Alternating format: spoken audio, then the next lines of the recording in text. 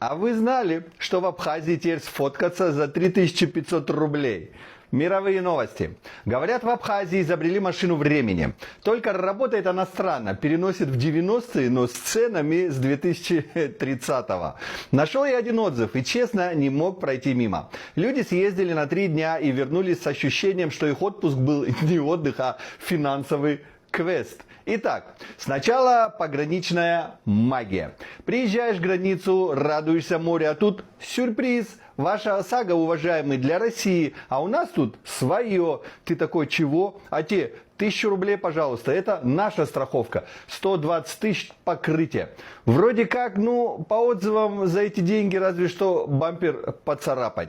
Выглядит не так, как страховка, а как входной билет в местный сервис. Дальше гастрономия. Легендарный ресторан в Гагре. Красиво, исторично, а теперь и дорого. Депозит 1500 рублей с человека просто, чтобы зайти. Фоткаться внутри нельзя, вернее можно, но за штраф. В общем, фотосессия с форелью обошлась людям в 3500 рублей. Оплата только налично. Карты?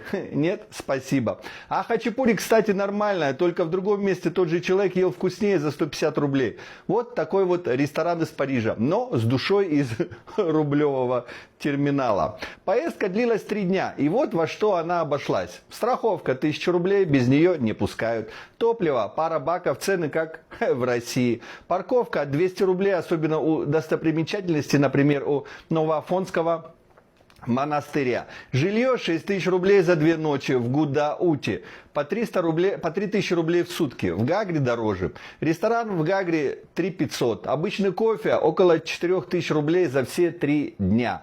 Экскурсия на озеро Рица 1400 за двоих. Duty-free по настроению эти ребята оставили 5000 рублей. Итог. Без бензина 22 100 за 3 дня.